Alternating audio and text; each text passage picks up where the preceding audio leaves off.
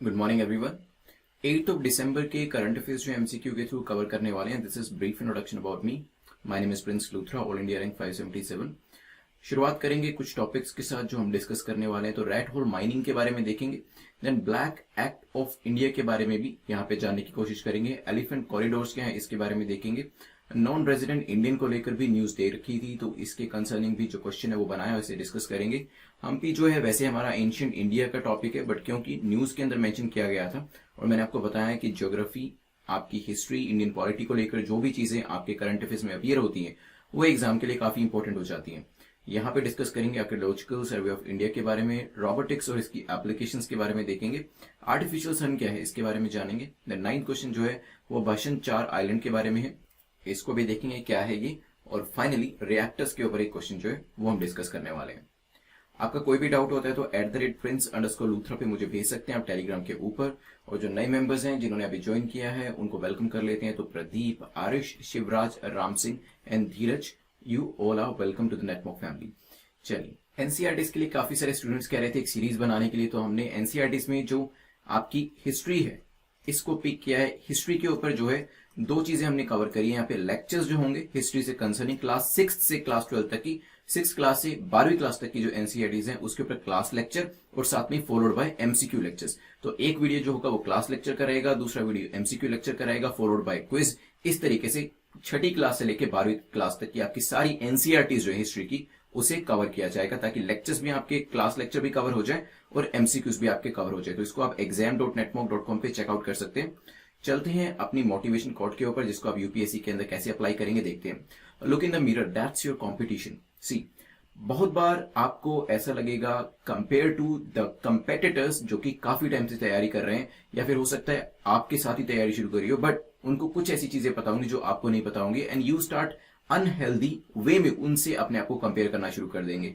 वो चीज मत करिएगा, क्योंकि 2 चीजें होती हैं, या तो आप एक अनहेल्दी वे में कंपटीशन करना शुरू कर देते हैं, या फिर आप अपने आप को डिग्रेड करना शुरू कर देते हैं और अपने आप को क्वेश्चन करना शुरू कर देते हैं कि सामने वाले को तो बहुत सारी चीजें आती हैं और आपको नहीं आती है। आपको नहीं पता है पहली बात तो कि सामने वाला इंडिविजुअल कितने टाइम से तैयारी कर रहा है। सेकंड चीज, हो सकता है उसने आपके बराबर तैयारी शुरू करी हो, लेकिन देखिए वो अपने 24 आवर्स में क्या करता है और आप अपने 24 आवर्स में क्या करते हैं वो डिफरेंट है ना।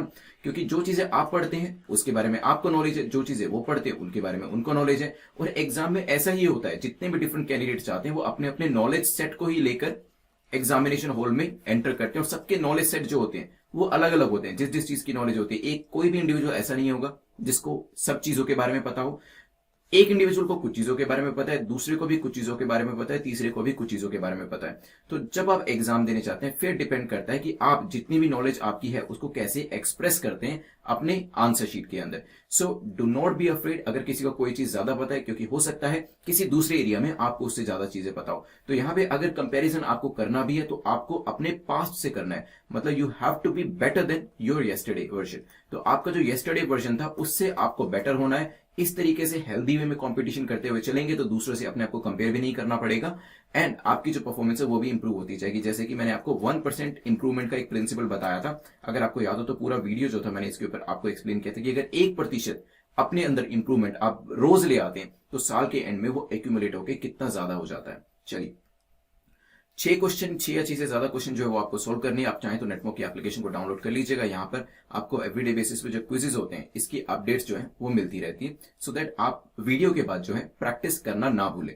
तो कोशिश करिएगा 6 या 6 से ज्यादा क्वेश्चन को करेक्ट करने की। चलते हैं अपने पहले क्वेश्चन के ऊपर, जो कि रैट होल माइनिंग को लेकर है। पूछा गया रैट होल माइनिंग को लेकर बताएं कौन सी स्टेटमेंट आपकी करेक्ट है, कौन सा कथन आपका सही है। पहली स्टेटमेंट कहती है involves digging of very small tunnels. इसके अंदर छोटी छोटी टनल्स जो होते हैं उनको डिग किया जाता है। It is locally developed technique and most used in Uttarakhand. Uttarakhand के अंदर ज्यादा इसको यूज किया जाता है और लोकली ही इस टेक्निक को डेवलप किया गया हो सकता है। It is banned by NGT, NGT के द्वारा इसे बैन किया गया है। सोचिए फिर डिस्कस करते हैं। चलिए, तो recently rat hole coal mining को लेकर एक पर्टिकुलर विलेज है उसका मेंशन किया गया था ईस्ट जंतिया हिल डिस्ट्रिक्ट के अंदर।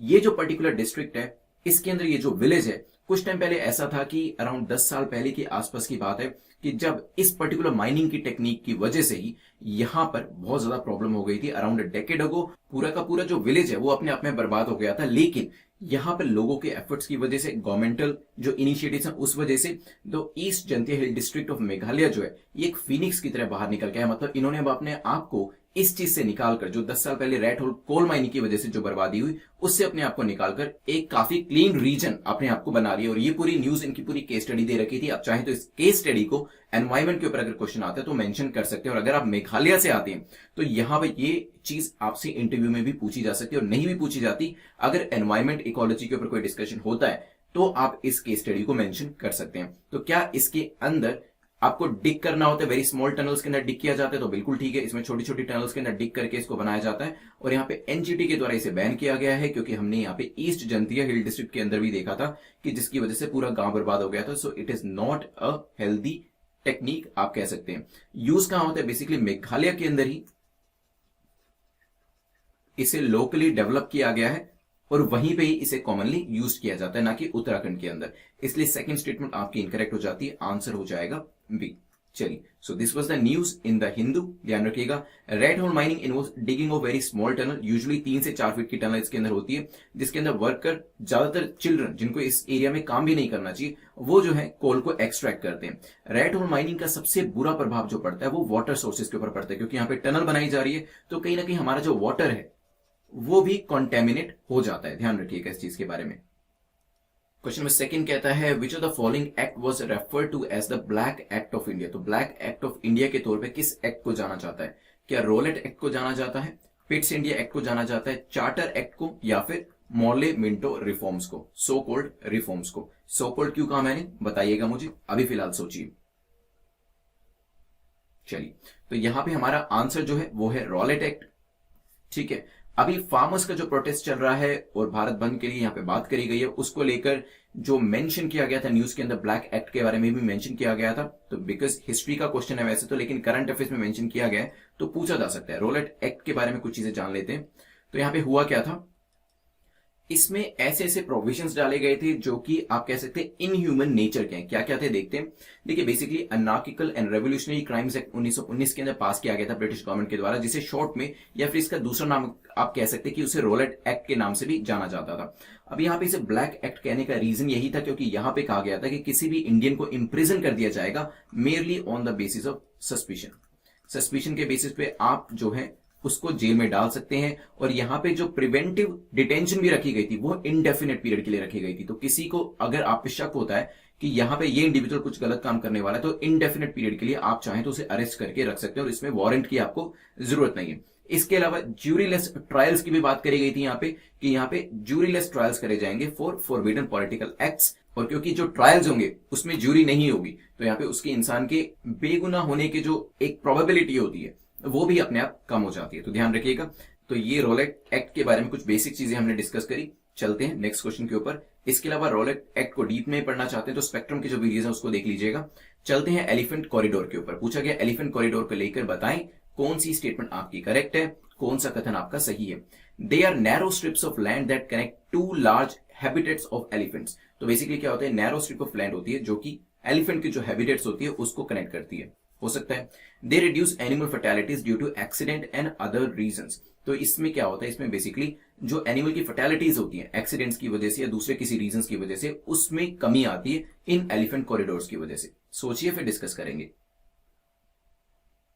चलिए, तो यहां पे recently NGT that is national green tribunal, आपको कल भी मैंने बताया था, रिवाइज करा देता हूं। So this is the third such body in the entire world. Australia New Zealand के अंदर एनजीटी जैसी ऑर्गेनाइजेशन पहले से ही है। हमारे यहाँ पे जो बॉडी बनाई गई है अपने आप में दुनिया की तीसरी बॉडी और डेवलपिंग कंट्री के अंदर द फर्स्ट सच बॉडी। ध्यान रखिएगा। एनजीटी ने ओडिशा गवर्नमेंट को कहा है कि एक एक्शन प्लान जो है वो 3 महीनों में मुझे बना के दो, जिसमें 14 आइडेंटिफाइड एलिफेंट कॉरिडोर जो होंगे उनके अंदर किस तरीके से आप माइग्रेशन कराएंगे, किस तरीके से इंश्योर करेंगे कि उनका हैबिटेशन है वो भी बचा रहे और जो मैन एनिमल कॉन्फ्लिक्ट होता है वो भी ना हो। इस चीज के ऊपर रिपोर्ट जो है वो मांगी गई है। ठीक है, एक बेसिकली कहा गया कि आप एक प्लान जो है, एक एक्शन प्लान जो आप क्या करेंगे इस चीज के लिए, इस चीज को इंश्योर करने के लिए वो मुझे बताइए। तो ऐसा एनजीटी के द्वारा किया गया। तो क्या ये एलिफेंट कॉरिडोर्स जो होते हैं ये एक नैरो स्ट्रिप्स होती है? ठीक है, तो ये बिल्कुल सही है। एक तरीके से एक जगह पे एलिफेंट रहते हैं, this is the first habitat. और अगर एलिफेंट अपने फर्स्ट हैबिटेट से दूसरे हैबिटेट में जाना चाहते हैं तो एक कॉरिडोर तो चाहिए उनके लिए। ठीक है, ऐसा नहीं कि वो जंगलों में से जाएंगे, तो उनके लिए एक रास्ता चाहिए, that is called the elephant corridor. For example, अगर आपको अपने घर से अपने एक फ्रेंड के घर जाना है तो आपको रोड्स मिलती है ना जाने के लिए, ऐसा तो नहीं कि आप जंगलों के बीच में से निकल के जाते हैं। सिमिलरली यहाँ पे एलिफेंट कॉरिडोर्स भी ऐसी जगह होती है जिसमें उनके जाने का एक रास्ता होता है। वो जंगलों के बीच में से भी हो सकता है और वो प्लेन लैंड पे भी हो सकता है, लेकिन वो एक क्लियर वे होता है ताकि एलिफेंट्स जो है वो एक आराम से एक जगह से दूसरी जगह पे पहुंच जाए। इससे क्या होता है, एनिमल फर्टेलिटीज कम होती है। यस, क्योंकि देखिए मान लीजिए अगर कॉरिडोर के बीच में यहाँ पे एक ट्रेन जा रही है, ठीक है, या फिर दूसरी कोई रोड है, तो डेफिनेटली मैन एनिमल कॉन्फ्लिक्ट होगा, तो इसमें एनिमल को नुकसान होने के चांसेस बढ़ जाते हैं। तो यस, इससे क्या होता है, जब आप एलिफेंट कॉरिडोर बनाते हैं आप ये सब चीजों का ध्यान रखते हैं कि यहां से कोई रेल लाइन तो नहीं जा रही है या फिर यहाँ पे कोई और दूसरी रोड तो नहीं है जहां से कोई ट्रक वगैरह आते जाते हो, ताकि उनको प्रोटेक्शन प्रोवाइड करी जा सके। तो दोनों स्टेटमेंट जो है हमारी करेक्ट हो जाती है। आंसर क्या हो जाएगा, A will be the correct answer. चलिए नेक्स्ट क्वेश्चन को देखते हैं। नेक्स्ट क्वेश्चन बात करता है नॉन रेजिडेंट इंडियन के बारे में। पूछा गया एनआरआई के बारे में बताएं कौन सी स्टेटमेंट आपकी करेक्ट है, कौन सा कथन आपका सही है। He is an Indian citizen और foreign national of Indian origin residing outside India for purpose of employment. तो एक इंडियन सिटीजन होता है जो एनआरआई होता है, और फॉरेन नेशनल भी हो सकता है जो इंडियन ओरिजिन का होगा, ठीक है, जो कि इंडिया के बाहर रह रहा है एम्प्लॉयमेंट के पर्पज से हो सकता है। A person is considered NRI if he is not in India for 182 days or less during the financial year। तो अगर कोई व्यक्ति इंडिया के अंदर 182 दिन या उससे कम 182 days or less during the financial year, अगर 182 दिन या इससे कम पूरे फाइनेंशियल ईयर में वो इंडिविजुअल इंडिया में रहता है, then a person is considered as NRI। सोचिए फिर डिस्कस करते हैं। अगर 182 दिन या इससे कम वो बंदा, वो इंडिविजुअल इंडिया में नहीं रहता है तो वो एनआरआई कंसीडर किया जाता है। सोचिए फिर डिस्कस करते हैं। चलिए देखिए, सबसे पहले तो सेकंड स्टेटमेंट जो है काफी इलॉजिकल और काफी मीनिंगलेस स्टेटमेंट। अगर आप देखें कहीं पे भी कंडीशन दे रखी होगी तो ये कहा होगा कि 182 डेज या इससे ज्यादा, अगर वो कहां रहता है, इंडिया में नहीं रहता है, 212 दिन या इससे ज्यादा इंडिया में रहता है या नहीं रहता है, ये चीजें दे रखी होंगी। He is not in India for 182 days और लेस तो वैसे भी नहीं आएगा यहाँ पे, या तो वो इंडिविजुअल 182 दिन या इससे ज्यादा इंडिया में नहीं रहता है तो वो एनआरआई कहलाएगा। तो यहाँ पे लेस वाली कंडीशन तो वैसे ही पूरी स्टेटमेंट को इलॉजिकल कर देती है, और अगर आपने बिल्कुल ध्यान से इसे पढ़ा होता और अपनी कॉमन सेंस यूज करी होती तो इसमें आपको नॉलेज की भी जरूरत नहीं थी, सेकंड स्टेटमेंट को वैसे ही एलिमिनेट कर सकते थे। पहली स्टेटमेंट को देखिए, ही इज एन इंडियन सिटीजन, तो यस बिल्कुल ठीक है, या वो फॉरेन नेशनल भी हो सकता है ऑफ इंडियन ओरिजिन, जो कि बाहर रह रहा है, किस वजह से, एम्प्लॉयमेंट की वजह से। अभी रिसेंटली न्यूज में इस वजह से था बिकॉज इलेक्शन कमीशन ने अप्रोच किया है लॉ मिनिस्ट्री को और कहा है कि जो एनआरआईज हैं उनको आप overseas through postal ballot,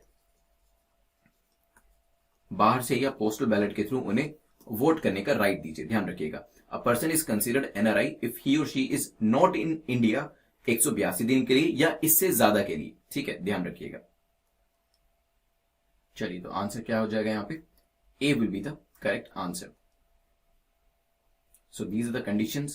An Indian citizen who is ordinarily residing outside India, जो यूजुअली इंडिया के बाहर रहते हैं और इंडिया के पासपोर्ट को होल्ड करते हैं, और जो 182 दिन या इससे ज्यादा ड्यूरिंग द फाइनेंशियल ईयर वो इंडिया के बाहर रहते हैं, या फिर कहें कि इंडिया में नहीं रहते हैं। इफ ही और she is in India for less than 365 days, 365 दिन से भी कम वो अगर इंडिया में रहते हैं, अगर पिछले 4 सालों की बात करी जाए, and less than 60 days in a year की बात करी जाए। So these are the condition. Pravasi Bharatiya दिवस आने वाला है, इसके बारे में और भी चीजें हम डिस्कस करेंगे। नेक्स्ट क्वेश्चन बात करता है हम्पी के बारे में। पूछा गया consider the following statement about Hampi. Hampi को लेकर बताएं कौन सी स्टेटमेंट आपकी करेक्ट है, कौन सा कथन आपका सही है। It is the 14th century capital of Vijayanagara empire. ये विजयनगर एम्पायर की कैपिटल थी 14th सेंचुरी के अंदर, हो सकता है। Its temples are noted for the large dimension, florid ornamentation, bold and delicate carvings. तो यहाँ पे उसके टेम्पल्स जो है उसकी पर्टिकुलर कैरेक्टरिस्टिक बता रखी है कि डायमेंशन काफी बड़ी होती थी, जो कार्विंग्स होती थी काफी डेलिकेट तरीके से करी जाती थी। It is declared as world heritage site by UNESCO. UNESCO के द्वारा इसे वर्ल्ड हेरिटेज साइट जो है वो डिक्लेयर किया गया। और हम्पी के ऊपर हमने पिछले महीने में भी 2 क्वेश्चन जो थे डिस्कस किए थे, क्योंकि न्यूज के अंदर काफी मेंशन किया गया था। सोचिए फिर डिस्कस करते हैं। चलिए तो यहाँ पे पहली बात तो ये चीज है कि yes UNESCO world heritage site है, इस वजह से टूरिस्ट काफी आते हैं इसको देखने के लिए। बट अभी कहा है कि tourist can no longer get to close to iconic stone chariot. इसके अंदर एक काफी बड़ा रथ बना हुआ है पत्थर का, और इसके पास जाने के लिए मना किया है अभी एट दिस टाइम इस यूनेस्को वर्ल्ड हेरिटेज साइट के अंदर। आर्किटेक्चरल मार्वल की बात करें तो yes, it is one of the architectural Marvels, one of the most photographed monument भी इसे माना जाता है। और जो आपका रथ है, जो चैरियट है, वो मैं आपको दिखा देता हूँ, कुछ इस तरीके से दिखता है। अब यहाँ पे देखिए, अगर आप यहाँ देखेंगे तो बैरिकेड्स जो है, यहाँ पे बैरिकेड्स लगा दिए गए हैं, ठीक है, ताकि यहाँ पे लोग इसके ज्यादा पास ना आ पाए, ठीक है। यहाँ पे 14th century capital of Vijayanagara empire Hampi को कहा जाता है, बिल्कुल ठीक है। अगर आपने एनसीईआरटीज पढ़ी है, या फिर जो अभी हम वैसे 200 डेज की सीरीज में अभी एनसीईआरटी ही डिस्कस कर रहे हैं, और उसमें भी हमने अभी कुछ दिन पहले, जिन्होंने ये लेक्चर देखा उनको पता होगा, हम्पी के बारे में डिस्कशन किया था, और मैंने आपको बताया था कि इसके अंदर जो सीमेंट था, सीमेंट का इस्तेमाल नहीं किया गया था, इसके अंदर इंटरलॉकिंग किसका, ब्रिक्स का इस्तेमाल किया गया था। तो इंटरलॉकिंग एक वेजिंग टेक्निक होती है, उसके थ्रू यहाँ पे ब्रिक्स रखी गई थी, और उसके लिए जो स्ट्रक्चर था काफी स्ट्रॉन्ग बना था, और सीमेंट की अलग से जरूरत नहीं पड़ी थी। तो जिन लोगों ने ये जो सीरीज है 200 डेज की या फिर एनसीईआरटी की वो देखिए, तो उनको इस पर्टिकुलर लेक्चर के बारे में पता होगा कि हमने हम्पी सिटी जो थी इसके बारे में डिस्कशन कुछ इस तरीके से किया था। बात करी जाए तो इस यहाँ पे टेम्पल्स मिलते हैं, उस पे डेलिकेट कार्विंग्स हैं, डायमेंशन काफी बड़ी बड़ी है, और यूनेस्को वर्ल्ड हेरिटेज साइट भी है। तो तीनों स्टेटमेंट आपकी करेक्ट हो जाती है, आंसर आपका हो जाएगा डी। रिसेंटली न्यूज में क्यों थी वो भी मैंने आपको बता दिया। Temples of Hampi are noted for large dimension, जो मैंने आपको यहाँ पे एक्सप्लेन कर दिया। 14th सेंचुरी कैपिटल है विजयनगर एम्पायर की, और मैंने आपको लेक्चर में ये भी बताया था कि तंगभद्रा बेसिन पे ये लोकेट करती है।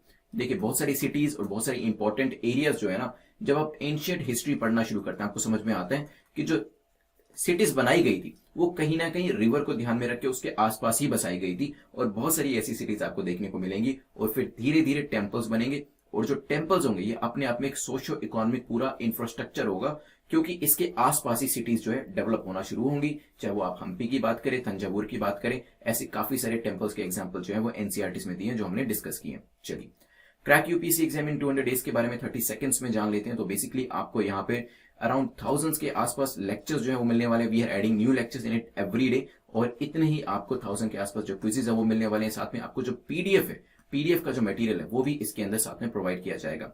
इसके अंदर सबसे अच्छी बात यह है कि आपको डे वाइज प्रिपरेशन करने को मिलता है। डे वाइज प्रिपरेशन में आपको फर्स्ट डे पे जाना है, उसे ओपन करना है, और सारे असाइनमेंट्स जो अपने कंप्लीट करने हैं। आप चाहें तो जो सैंपल वीडियोस डले हुए हैं उनको भी देख सकते हैं, ज्यादा बड़े नहीं है, छोटे 30-35 सेकंड्स के होंगे, उसको आप चेकआउट कर सकते हैं। जब आपका डे 1 का असाइनमेंट कंप्लीट होता है, जिसमें आपको 3-4 वीडियोस दिए होंगे, पीडीएफ दे रखे होंगे, क्विजेज होंगे, माइंड मैप्स होंगे, जब वो कंप्लीट हो जाते हैं तब आप सेकंड डे पे जाएंगे, जहां आपको एक्स्ट्रा और वीडियोस मिलते हैं। 5 to 6 वीडियोस मिल सकते हैं, 4 to 5 वीडियोस मिल सकते हैं, डिपेंड करता है उस दिन में आपका क्या चीज यहाँ पे शेड्यूल करी गई है। PDF, quizzes, videos, mind maps को करके आपकी जो तैयारी है ऐसे 200 डेज तक कराई जाएगी, जिसमें आपको नहीं सोचना है कि क्या चीज आज पढ़नी चाहिए, क्या चीज नहीं पढ़नी चाहिए। So it's a schedule driven program, जिसको आप चेकआउट कर सकते हैं exam.netmoc.com के ऊपर जाके, इसके जो सैंपल वीडियोस है वो देख लीजिएगा। क्वेश्चन नंबर 6 को देखते हैं, जो कि बात करता है आर्कियोलॉजिकल सर्वे ऑफ इंडिया के बारे में। पूछा है, इसको लेकर बताएं करेक्ट स्टेटमेंट कौन सी है, कौन सा कथन सही है। पहली स्टेटमेंट कहती है, comes under ministry of culture, ministry of culture के अंडर आता है। It was founded by James Rennell, James Rennell के द्वारा इसे फाउंड किया गया था। Its activities include exploration and excavation, इसके अंदर एक्सप्लोरेशन भी करी जाती है, एक्सकवेशन भी करी जाती है। क्या डिफरेंस है वो भी बताऊंगा, बट पहले सोचिए इसके बारे में, फिर डिस्कस करते हैं। चलिए, सबसे पहले तो ये चीज बताऊं, जो इनकरेक्ट स्टेटमेंट है, फिर बताऊंगा न्यूज में क्यों था। It was founded in 1861 by Alexander Cunningham, ठीक है। He was the first director general of ASI, that is archaeological survey of India. Alexander Cunningham जो है, इनको फादर ऑफ इंडियन आर्कियोलॉजी के तौर पे भी जाना जाता है। तो पीसीएस की तैयारी कर रहे हैं तो इस तरीके के क्वेश्चंस पे खास तौर पे नजर रखें, क्योंकि यही चीजें वहां पे पूछी जाती हैं। जेम्स रनैल जो है वो सर्वे ऑफ इंडिया से एसोसिएट करते हैं, ना कि आर्कियोलॉजिकल सर्वे ऑफ इंडिया से, ध्यान रखिएगा, it is the major difference. तो survey of India, archaeological survey of India को आप मिक्स मत कर दीजिएगा। सेकंड स्टेटमेंट अगर आपने इनकरेक्ट कर दी होती तो आपका सी और डी एलिमिनेट हो जाता, और third statement by default correct हो जाती। मींस एक्सप्लोरेशन एक्सकवेशन दोनों ही किया जाता है। Yes, it comes under ministry of culture, इस वजह से फर्स्ट स्टेटमेंट करेक्ट हो जाती है, आंसर आपका हो जाता है बी। अब बात आती है एक्सप्लोरेशन एक्सकवेशन में। देखिए, जब आप किसी चीज के बारे में ज्यादा से ज्यादा जानने की कोशिश कर रहे होते हैं तो उसे कहते हैं एक्सप्लोरेशन। आप किसी चीज को एक्सप्लोर कर रहे हैं, उसकी सारी डायमेंशंस जो हैं, उसकी सारी कैरेक्टरिस्टिक जो है, उसको आप एक्सप्लोर करने की कोशिश कर रहे हैं, उसको आप जानने की कोशिश कर रहे हैं। एक्सकवेशन में होता है किसी चीज को अनर्थ करना, जब किसी चीज को डिग करके निकाला जाता है, एक्सकवेट किया जाता है, तो जो चीजें आपके सामने आती है that is called the excavation. तो यहाँ पे आर्कियोलॉजिकल सर्वे ऑफ इंडिया चीजों को एक्सप्लोर भी करता है, नई नई चीजों के बारे में उसकी वेरियस डायमेंशन के बारे में और चीजों को एक्सकवेट भी करता है, मतलब जहां पे डिगिंग करनी होती है, खड्डा खोद के कोई चीज निकालनी होती है, हो सकता है पुरानी कोई चीजें नीचे दबी हुई हैं उनको निकालना है, उनके बारे में जानना है, so that comes under excavation, ध्यान रखिएगा। और न्यूज में क्यों था, क्योंकि टूरिस्ट जो है उनको मना किया गया है कि जो यहाँ पे चैरियट है, आइकॉनिक स्टोन चैरियट जिसके बारे में हमने पीछे देखा था, उसके पास आने के लिए मना किया गया है। अब जो है no longer they can come to this iconic stone chariot जो कि हम्पी के अंदर है, ध्यान रखिएगा इस चीज को। और अभी बैरिकेड्स जो है वो भी लगा दिए गए। चलते हैं नेक्स्ट क्वेश्चन के ऊपर। नेक्स्ट क्वेश्चन, क्वेश्चन नंबर 7 बात करता है रोबोटिक्स को लेकर, साइंस एंड टेक्नोलॉजी का आपका क्वेश्चन है, मेंस के पर्सपेक्टिव से भी इसे देखेंगे और आज का मेंस का क्वेश्चन जो है वो इसी पे ही होने वाला है। Which of the following areas is not a site for the application of robotics. तो रोबोटिक्स का इस्तेमाल कहां पर नहीं किया जा सकता, काफी सिंपल सा क्वेश्चन है, लेट्स सी। इंडस्ट्रियल सेक्टर के अंदर क्या इसका इस्तेमाल किया जा सकता है या नहीं किया जा सकता, सोचिएगा। सेकेंड, हेल्थ केयर डिलीवरी के अंदर क्या इसका इस्तेमाल किया जा सकता है या नहीं किया जा सकता। व्हाट अबाउट एरोस्पेस, सोचिए। चलिए देखिए, इंडस्ट्रियल सेक्टर में तो रोबोटिक्स का इस्तेमाल हो ही रहा है, इवन हेल्थ केयर डिलीवरी के अंदर भी हो रहा है और एरोस्पेस के अंदर भी हो रहा है। तो यहां पूछा था किसके अंदर नहीं किया जा सकता, आंसर सिंपली हो जाएगा नन ऑफ द अबव, क्योंकि तीनों जगह पर इसका इस्तेमाल ऑलरेडी हो ही रहा है। अभी हुआ क्या है, IRDAI ने कहा है, insurance regulatory and development authority of India ने कहा है कि जो हेल्थ पॉलिसी है उसको स्टैंडर्डाइज करना पड़ेगा। ऑल हेल्थ इंश्योरेंस जो है वो रोबोटिक्स को यूज करें, और कहा गया है कि जो हेल्थ इंश्योरेंस प्रोवाइड किए जाएंगे उसके अंदर रोबोटिक्स एंड बैरियाट्रिक सर्जरीज जो होती है उनको भी इन्वॉल्व किया जाएगा। आगे आने वाले टाइम में जो सर्जरीज जो है वो ज्यादा से ज्यादा देखा गया कि रोबोट्स के थ्रू हो रही है, और ये जो है इसको भी हेल्थ इंश्योरेंस के थ्रू कवर करने के लिए जो आपके रेगुलेटर है इंश्योरेंस सेक्टर के, IRDAI, उन्होंने यहां पे ये एक आप कह सकते हैं कि डायरेक्शन जो है उसको दिया है। चलिए एप्लीकेशन देख लेते हैं। तो मैंने आपको इंडस्ट्रियल सेक्टर बता ही दिया है, एरोस्पेस भी बताया है, इवन आउटर स्पेस के अंदर यूज किया जाता है। एक्सप्लोरेशन के लिए robots can enter the environment that are injurious to human beings. इस वजह से क्या होता है, ऐसे एनवायरमेंट पे जहां पे इंजूरियस टू ह्यूमन हेल्थ होते हैं, ऐसे एनवायरमेंट जहां पे ह्यूमन बींग्स नहीं जा सकते हैं, वहां पे हम कोशिश करते हैं कि रोबोट्स को भेजा जाए। जैसे कि कोई वोल्केनो है, इरप्ट हो रहा है तो वहां पर भेजा जाता है, या फिर अगर हमें लगता है स्पेस में कोई अनएक्सप्लोर्ड एरिया है तो वहां पर भी रोबोट्स को भेजा जाता है। हेल्थ केयर डिलीवरी के अंदर भी रोबोट्स जो है वो आपकी सर्जरी जो है आजकल उन्होंने करनी स्टार्ट कर दी है। तो ये एक ऐसे एरियाज है जहां पर इसका इस्तेमाल किया जाता है। वैसे क्वेश्चन जो दूंगा उसमें अगर आपको और भी कुछ चीज ध्यान आती है तो जरूर लिखिएगा। क्वेश्चन नंबर 8 को देखते हैं। पूछा गया which country has powered up its artificial sun nuclear fusion reactor for the first time. तो पहले कौन सी ऐसी कंट्री है जो बनी है जिसने artificial sun nuclear fusion reactor को स्टार्ट किया है, सोचिए फिर डिस्कस करते हैं।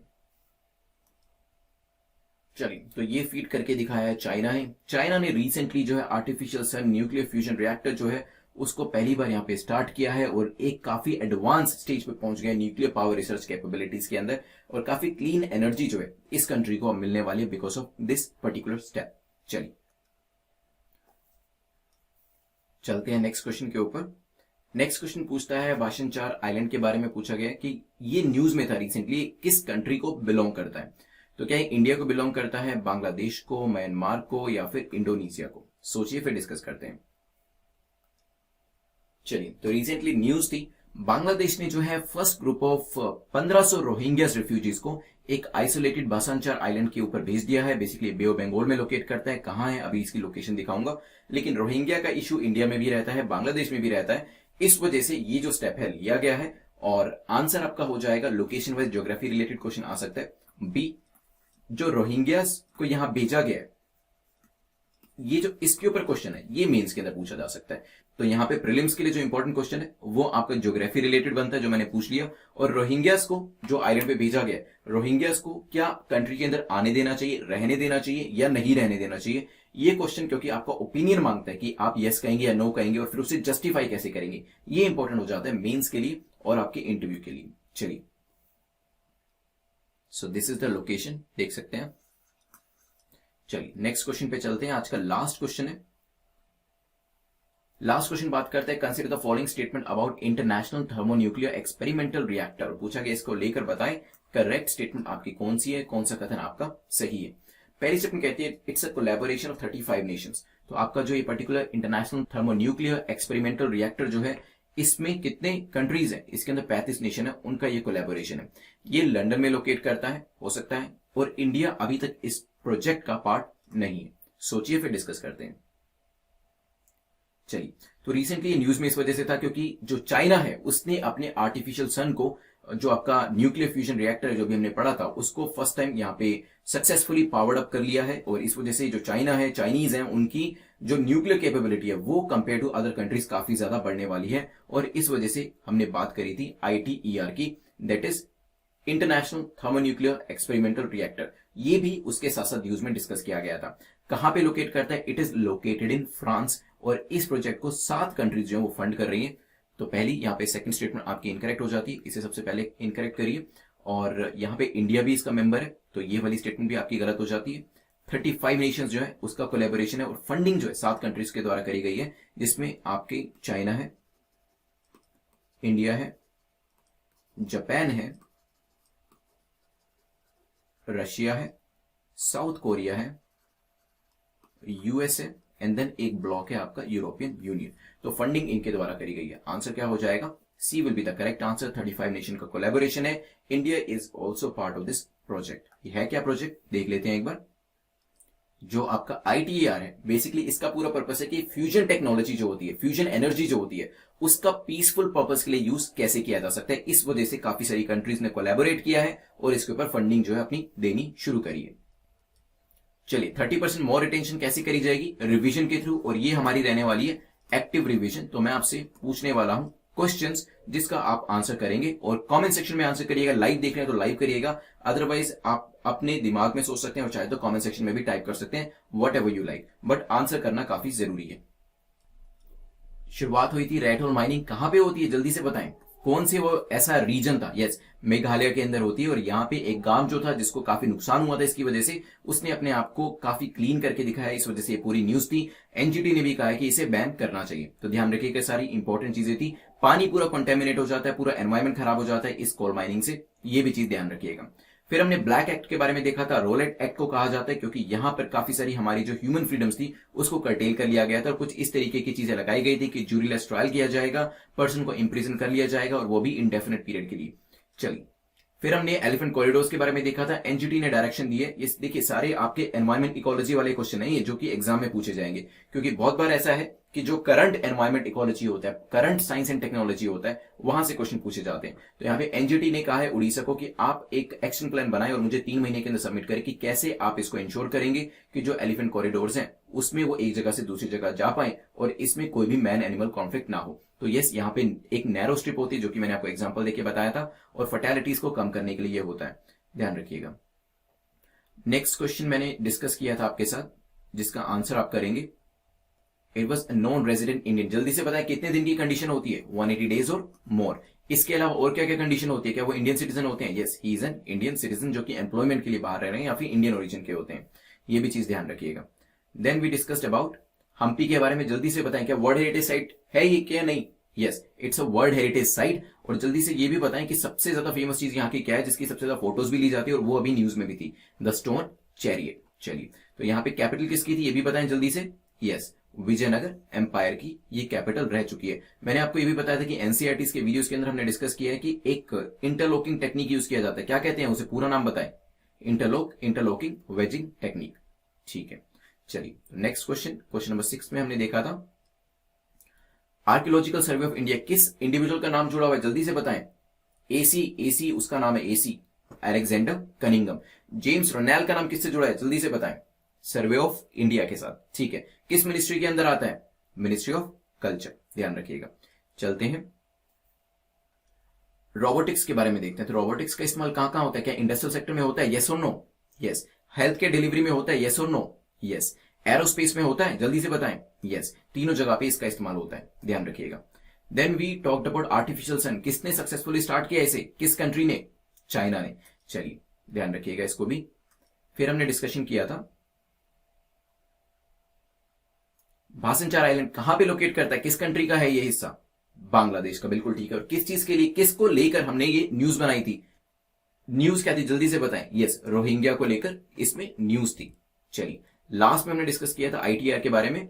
तो यहां पे कितनी कंट्रीज होती हैं इसके अंदर इन्वॉल्व है? यस, फंडिंग कितनी करती है? 7 कंट्रीज। लोकेट कहां पे करता है जल्दी से बताएं। It is located in London, नहीं, फ्रांस के अंदर। इंडिया इसका पार्ट है कि नहीं है? Yes, India is also funding this project for peaceful purpose के लिए यहां पे फ्यूजन एनर्जी जो है उसका यूज किया जाएगा।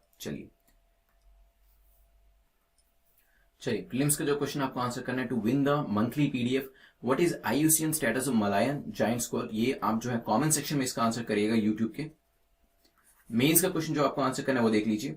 सो यू हैव टू आंसर, काफी सिंपल सा क्वेश्चन है, what are the different application areas of robotics, how can it help us in health care sector, क्योंकि हेल्थ केयर सेक्टर को लेकर ही आईआरडीआई ने यहां पर बात करी थी। ठीक है, तो इसका जो आंसर है या तो आप exam.netmog.com पे सबमिट कर सकते हैं if you subscribe this program, otherwise आप netmog.com पे जो मैसेज बटन है उसको यूज करके इसे सबमिट कर सकते हैं, अपनी फोटो को सबमिट कर सकते हैं। देन यहां पे यूपीएससी टेस्ट सीरीज के लिए मैंने आपको लास्ट टाइम कहा था कि जिस इंडिविजुअल के मार्क्स सबसे ज्यादा होंगे उसको फ्री टेस्ट सीरीज दी जाएगी, तो मैं अभी विनर का नाम आपको बताने वाला हूं।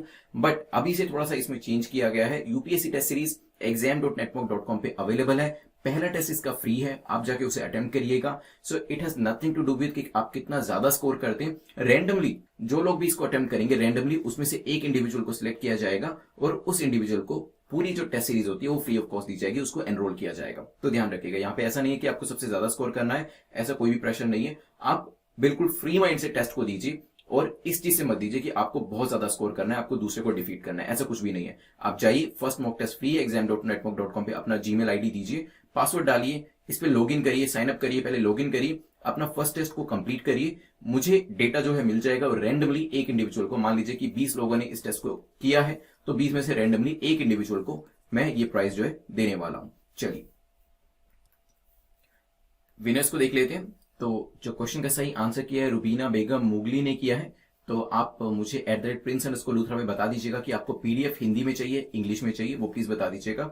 और जो यहाँ पे मॉक टेस्ट में हाईएस्ट स्कोर किया था पारस त्रिपाठी ने किया था, तो आपको जो है ऑलरेडी एनरोल किया जा चुका है, क्योंकि आपका मेल आईडी मेरे पास ऑलरेडी था, तो आपको एनरोल कर लिया गया है फ्री मॉक टेस्ट सीरीज के अंदर।